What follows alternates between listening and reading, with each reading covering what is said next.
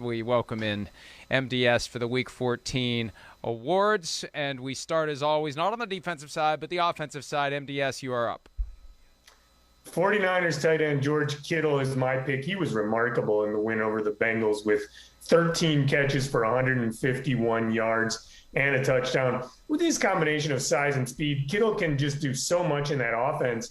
And Bengals coach Zach Taylor was beside himself after the game with some of his comments. He was talking about how thoroughly his defense had prepared for Kittle, how they were well aware that the 49ers would go to Kittle in the biggest moments. It wasn't that they weren't ready for Kittle. He said that Kittle just made plays no matter what they threw at him to try to stop him. The 49ers are looking like they're going to be a tough team to beat down the stretch. Kittle is a player no defense will want to have to reckon with in the playoffs. I think Zach Taylor described it pretty well, that you can know what they're going to do and you can't stop it. George Kittle's been on here quite a bit lately, MDS. He's been playing terrific. Another guy who's been playing terrific, and if he had been there 2 games ago, the Vikings probably would have won that game. We're talking about Dalvin Cook. And when they play a Thursday night game, they sometimes get lost in the Sunday and Monday games, and we sometimes forget about those players. You can't forget about Dalvin Cook. 27 carries, 205 yards, 2 touchdowns. Also caught a pass for 17 yards. He was so good with 222 yards from scrimmage. That was a huge victory over Pittsburgh that the Vikings desperately needed. He now has 978 yards and 6 touchdowns in 10 games. If the Vikings have him, Mike, they're a really, really good offense, a much better offense than they are without him. Yeah, and if they're going to save Mike Zimmer's job, it's going to be Dalvin Cook making that offense go. It's still an uphill climb. That loss to Detroit hurt them so badly, but they did get the win over Pittsburgh, even though they tried their damnedest to blow a 29-0 lead.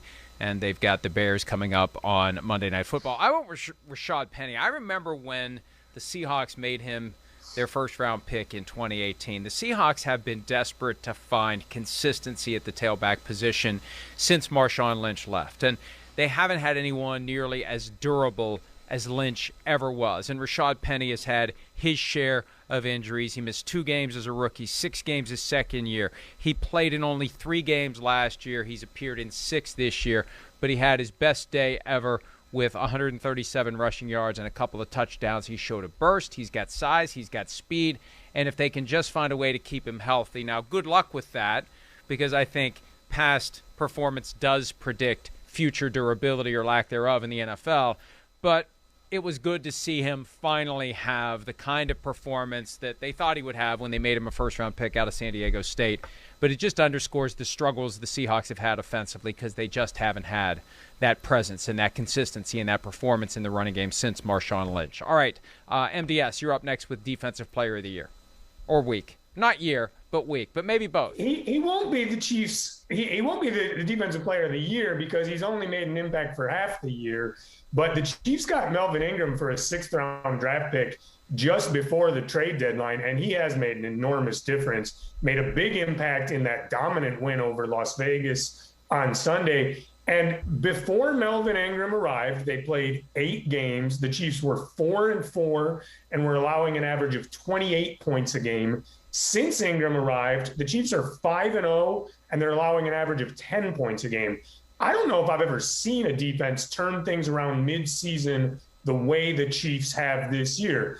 I'm not saying Melvin Ingram is the only player responsible for that, but it's more than just a coincidence that he arrived and that defense really improved. He has done a great job, and he's a big part of the reason the Chiefs, again, are looking like Super Bowl contenders.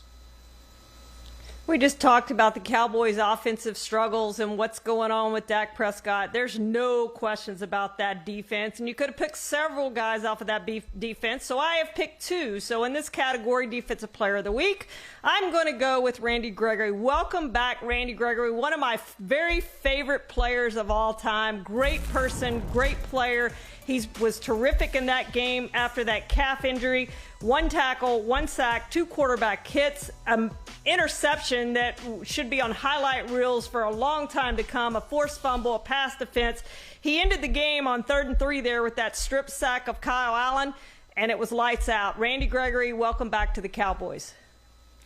Yeah, look, I have to go with Aaron Donald. The guy that I saw last night was the peak Aaron Donald. And I've got a theory that he spent Sunday night, maybe Monday morning, hearing all about Micah Parsons. And Micah Parsons this, and Micah Parsons that, and Lawrence Taylor this, and Lawrence Taylor that. And he just had the demeanor last night of a guy who wanted to remind everybody about who he was and what he can do, and he was phenomenal. He had a sack right out of the gates, and the sack at the end of the game, and it was disappointing because it robbed us of what I thought was going to be a potentially special moment with Kyler Murray running around and maybe firing up another Hail Murray type of a ball that would have potentially forced overtime. You could see, watch him here. Murray avoids the sack, and then there's Aaron Donald. He's like, this is not happening. We are not going to let this guy get free. And he turns on the afterburners, puts Kyler Murray down, puts the game away. Aaron Donald, who I think right now it's 7-1, sneaky smart play for Defensive Player of the Year. You can get value on that bet. So Aaron Donald, still one of the very best to have ever done it. Rookie of the week, MDS, who do you have? Chargers rookie receiver Josh Palmer knew he was going to get more opportunities on Sunday against the Giants with Keenan Allen out. And Palmer stepped up in a big way with 5 catches for 66 yards and a touchdown. Definitely the best game of his young career. Prior to Sunday, the Chargers hadn't really incorporated Palmer much into their passing game, but he looked like a player they can count on if they need him. He's going to be valuable for them down the stretch, I think. Speaking of Lawrence Taylor, I mean, Micah Parsons, that's a joke. I'm not comparing him to Lawrence Taylor. I think he needs more than this season. But he looked terrific and continues to look terrific. And I don't know how many times I've picked him as Rookie of the Week, but it's been a lot. And I think if there was just a single category of Rookie of the Year, not offensive and defensive, I think he would win the award over Mac Jones, over any of the quarterbacks that were drafted. And how he fell to 12th in this draft, we'll never know. But he looks like one of the best players out of this draft. 3 tackles, 2 sacks, a tackle for loss, a forced fumble that was returned for a touchdown. In the last 6 games, he has 9.5 sacks. He has 12 for the season. I think they figured out how good of a pass rusher he is. I'm not sure they knew that before they started losing all those pass rushers and had to use him as a pass rusher. They know now, and everybody else in the league knows now too, Mike. And he told me after the game he likes moving around because it creates more chaos for the offense. They don't know where he's going to be. They can pick the best spot for him to get the best matchup. You know, that's the difference between him and an edge rusher. Edge rusher, you always know where that guy is. Now, some of them move around, but not with the kind of versatility and flexibility that Micah Parsons has. Right? This one for me, and this isn't based on this week's performance because Rashawn Slater did not grade out well against the Giants. But I picked, first of all, I didn't know who else to pick because I always defer to the two of you. I'm not complaining. I'm just being transparent. I let you guys pick first, and I take the last one. And some weeks, I'm like, who the hell am I going to take? So I'm taking Rashawn Slater for the comparison as it relates to the Giants because whether it was Micah Parsons, whether it was Rashawn Slater, they shouldn't have done what they did when they traded out of the 11th spot and stockpiled a first-rounder for next year.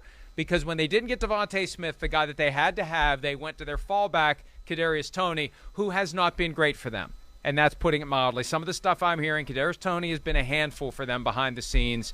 And if they had to do it all over again, they probably would stay put at number 11. Well, clearly they'd stay at number 11 and take Micah Parsons. But they also need help on the offensive line. And Rashawn Slater maybe could have been good enough to stave off whatever major changes are coming. And you know, I'm starting to hear that maybe Joe Judge isn't as safe as they want us to believe he's going to be, especially with a new GM on the way in. So Rashawn Slater, kind of by default, not because of his performance necessarily against the Giants, because the Giants could have had him or Micah Parsons, and the guy they have is not going to help them get to where they're trying to be. All right, Coach of the Week time, MDS, who do you have? Titans coach Mike Vrabel worked on Urban Meyer's staff at Ohio State for 2 years, but Meyer could not call Vrabel a loser on Sunday, as Vrabel's Titans just beat the tar out of Meyer's Jaguars. 20-0 win, and it never even felt that close. This Titans team has been hit hard by injuries, but I still think they're going to win the AFC South and be very dangerous in January. And I think it's a real credit to Vrabel that all those injuries didn't send their season into a tailspin. Vrabel has his team playing winning football. I'm going to take issue with one thing that Sean McVay said today. He said they were in a uniquely challenging position with all the COVID cases. I don't think that's true. We talked a lot about all the COVID cases. Challenging, absolutely. There's no question. They lost 2 players right before the game, hours before the game, Jalen Ramsey and Tyler Higbee. How do you make up for those 2 guys? I don't know how they did it, but they did it. DeAndre Hopkins had 12 targets, 5 catches for 54 yards. Now he's having an MRI. We know that. Stafford was terrific. Chandler Jones and Marcus Golden, they had 3 pressures and 1 sack. Wherever you want to look on this Rams team, they got the job done. Aaron Donald, we already talked about, but credit to Sean McVay for having that team ready to play in a game they had to win if they were going to stay in the division race.